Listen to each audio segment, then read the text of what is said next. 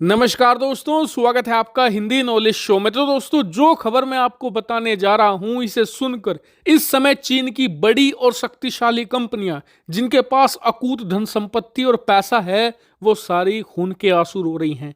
इतना ही नहीं, चीन की मीडिया, खास करके चीन की सरकारी मीडिया ग्लोबल टाइम्स, उनका तो हाल ये है कि वो पानी पी पी कर भारत सरकार को कोस रहे हैं। यहां तक कि चीन की सोशल मीडिया पर यह खबर एक हॉट टॉपिक बनी हुई है। चीन के लोग इस पर खूब डिस्कशन कर रहे हैं, खूब बातचीत की जा रही है। कई लोग इसमें भारत सरकार को जिम्मेदार ठहरा रहे हैं, कई लोग खुद अपनी चीनी कंपनी को ही जिम्मेदार मानते हैं। लेकिन ये खबर है क्या? तो चलिए मैं आपको एक खबर बताता हूं और ये पूरा मामला भी विस्तार से समझाता हूं। तो दोस्तों, हुआ कुछ ऐसा है कि आप लोग जानते ही हैं कि पिछले 10-12 साल से चीन की जो स्मार्टफोन यानी कि मोबाइल बनाने वाली कंपनियां हैं, उनका भारतीय मार्केट पर एक तरफा राज है। और दबदबा इनका ऐसा है कि भारतीय मार्केट में इन्होंने भारत की जो स्मार्टफोन बनाने वाली कंपनियां थी, उनका तो सफाया कर ही दिया है, साथ ही जो दूसरी विदेशी कंपनियां थी ना, उन सबको भी साफ कर दिया है। सिर्फ एप्पल और सैमसंग ऐसी दो कंपनियां हैं जो चीनी कंपनियों के प्रकोप से बच पाई हैं।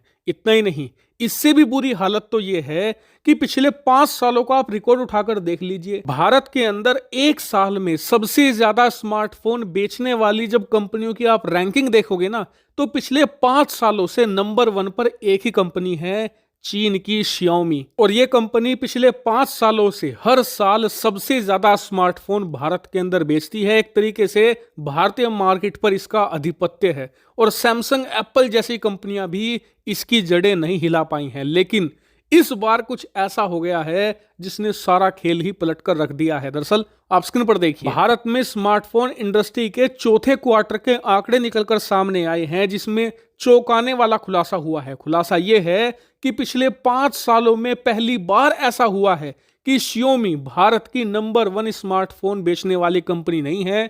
नंबर 1 पर पहली बार 5 सालों में सैमसंग आ चुकी है। और इस समय सैमसंग का मार्केट शेयर है 21%, वीवो का हो चुका है 20% और Xiaomi का घटकर आ चुका है 17%। और यह खबर कितनी ज्यादा बड़ी है, मैं आपको उदाहरण देकर बताता हूं कि Xiaomi का दबदबा भारतीय मार्केट में इस कदर था कि जब गलवान घाटी की हिंसा हुई थी ना, तब भी Xiaomi को कोई नंबर 1 के स्पोर्ट से नहीं हटा पाया था। यहां तक कि भारत में खूब मुहिम चली है, boycott China, boycott Chinese product, तब भी कोई Xiaomi को नंबर 1 की गद्दी से नहीं हटा पाया है। इस पर कोई फर्क ही नहीं पड़ता। और इसीलिए अब अचानक से Xiaomi से नंबर 1 का ताज छिन जाना अपने आप में एक बड़ी खबर है। लेकिन ये हुआ कैसे? दरअसल इसको लेकर कहा जा रहा है कि गवर्नमेंट स्क्रूटनी की वजह से ये सब कुछ हुआ है।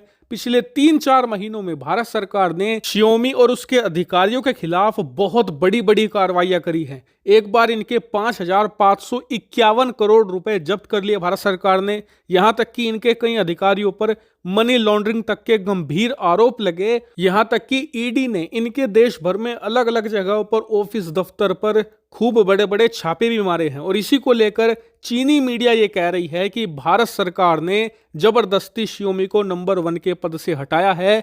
गवर्नमेंट की इतनी ज्यादा स्क्रूटनी हुई कि Xiaomi पर इसका गंभीर प्रभाव पड़ा। हालांकि ऐसा नहीं है कि सभी लोग इसके लिए भारत सरकार को ही जिम्मेदार ठहरा रहे हैं। कई लोगों का मानना है कि Xiaomi भी इसके लिए बराबर की जिम्मेदार है, क्योंकि अगर भारत सरकार जानबूझकर Xiaomi के खिलाफ कार्रवाई करना ही चाहती तो अब से 2.5 साल पहले क्यों नहीं किया? जब गलवान घाटी की हिंसा हुई थी, भारत कई सारे चीनी प्रोडक्ट पर कार्रवाई कर रहा था, लेकिन किसी पर भी नाजायज तरीके से कार्रवाई नहीं की गई। जिसने गलती की उसने सजा भुगती। ऐसे में भारत सरकार पर यह आरोप लगाना कि भारत बदले की कार्रवाई के तहत चीनी कंपनियों के पीछे पड़ा हुआ है, यह थोड़ी गलत बात होगी।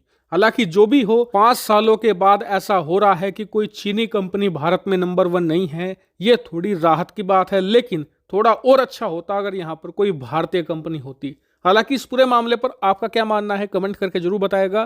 Thank you very much for watching video.